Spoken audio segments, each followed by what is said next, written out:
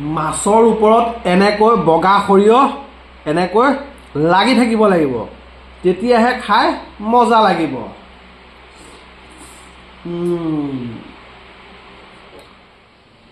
আইনু, আজি দুপৰীয়াৰ কাৰণে কি আইটেম কৰি আছা? মানে এইখিনি মাছ চেপাত লাগিছিল, সৰু মাছ। হয়, ইয়া বৰশী বাওঁতে লাগিছিল।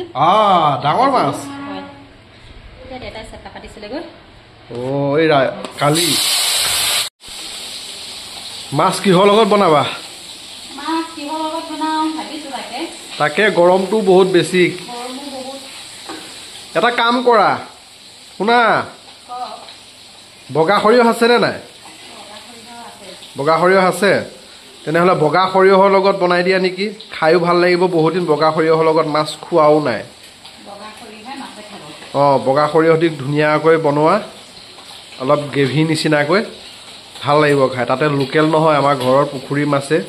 তুমি বৰশীত যে পালা, তাকেহে মই বৰশী বাই থাকিলেচোন মোৰ হাতত মাছেই নুঠে।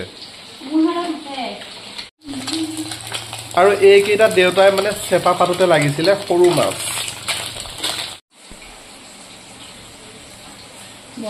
বগা সৰিয়হ পিচি ৰেডি নেকি?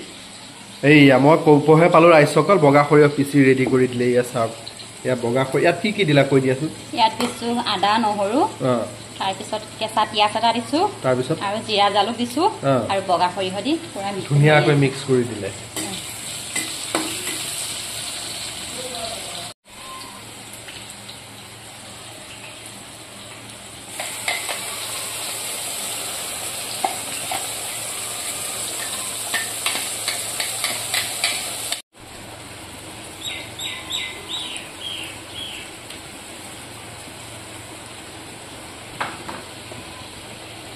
ৰাইজসকল বগা সৰিয়হখিনি দি দিলে, তাৰপিছত দি দিলে হালধি, নিমখ, তাৰপিছত এতিয়া দি দিলে জলকীয়া গুড়ি। তাৰপিছত ইয়াত পানী দিবা নেকি? মছলাখন অলপ সময় ভাজি ল'ম, তাৰপিছত পানী দিম। বগা সৰিয়হ মছলা ধুনীয়াকৈ ভাজি হৈ গ'ল, এতিয়া দিব লাগিব পানী।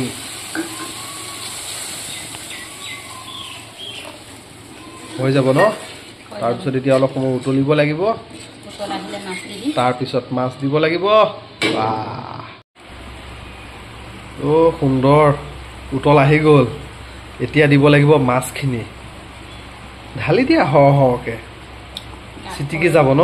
দিয়া এপিচ এপিচকৈ ধুনীয়াকৈ দি দিয়া। ৰাইজসকল বগা সৰিয়হৰ লগত মাছ তৈয়াৰ হ'বৰ হৈ গ'ল, আৰু বেছি সময় নাই, আৰু 5-6 মিনিটমানৰ পিছত ৰেডি হৈ যাব খাবৰ কাৰণে। ৱাও, গোন্ধও বৰ মজা গোন্ধ আহিছে দেই। ৰাইজসকল খাবৰ কাৰণে ৰেডি হৈ গ'ল দুপৰীয়াৰ সাজ। আৰু এইয়া চব্জি চাওক কি সুন্দৰ হৈছে। এতিয়া খাবৰ বাবে ৰেডি হৈ গ'ল, আৰু বগা সৰিয়হৰ সৈতে মাছ। একদম গোন্ধ নহয়, বৰ মজা লাগিছে। বহুত ভাল লাগিব খাই আজি, বহুত দিন খোৱা নাই। তাতে লোকেল মাছ, আৰু এইফালে আছে দাইল। এয়া দাইল লগত লোৱাৰ আচল কাৰণটো এই বগা সৰিয়হটোৰ লগত যে মাছ বনোৱা হৈছে, গ্ৰেভিকে বনোৱা হৈছে, সেইকাৰণে দাইল অলপো বনাইছে। মজাকে এতিয়া আৰম্ভ কৰিছোঁ দিয়ক খাবৰ কাৰণে। বাৰু ৰাইজসকল, আপোনালোকৰ ভাত পানী খোৱা বোৱা হ'ল নে নাই? দুপৰীয়া সাজ আৰম্ভ কৰিছোঁ আৰু দেই। প্ৰথমতে বগা সৰিয়হৰ এই মাছ পিচটো মাৰি ল'ব, টেষ্ট কৰি ল'ব লাগিব নহয় প্ৰথমতে।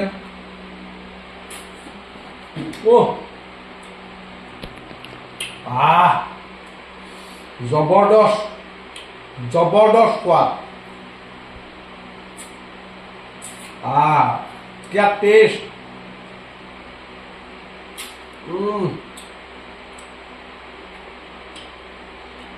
লোকেল মাছৰ সৈতে বগা সৰিয়হৰ কি বুলি ক'ব, এইটো জোল বুলি ক'ব না?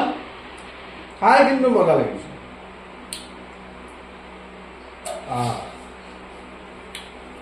আৰু লোকেল মাছবোৰত কাঁইট বেছি থাকে, আৰু যিবিলাক মাছত কাঁইট বেছি থাকে সেইবোৰ মাছৰ সোৱাদ বেছি।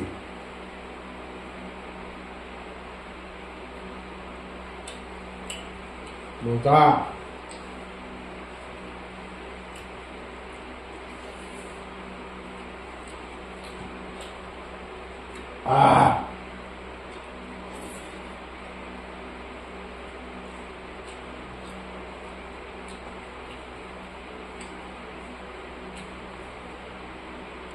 বগা সৰিয়হ অকণমান ঢালি লওঁ এনেকে বাছ দেউতাই যে চেপাত যে ধৰিছিল এয়া লোকেল পুঠি মাছ চেপাত লাগিছিলে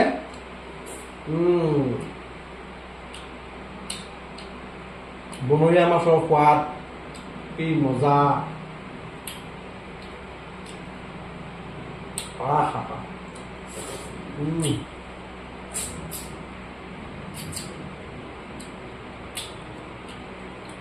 বহুত ভাল লাগিছে দিয়ক খাই এনেদৰে আপোনালোকে বগা সৰিয়হৰ সৈতে বিশেষকৈ লোকেল মাছ একদম গ্ৰেভি কৰি আমি যেনেকৈ বনাই দেখাই দিছোঁ তেনেদৰে আপোনালোকে খাওক বহুতেই বেছি সোৱাদ লগা ৰাইজসকল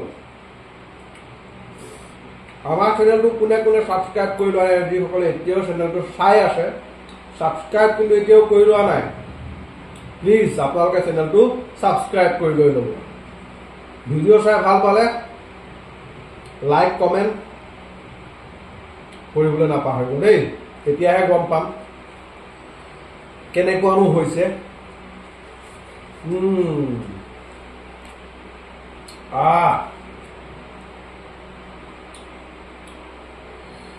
মাছৰ ওপৰত এনেকে বগা সৰিয়হ লাগি থাকিব লাগিব এনেকে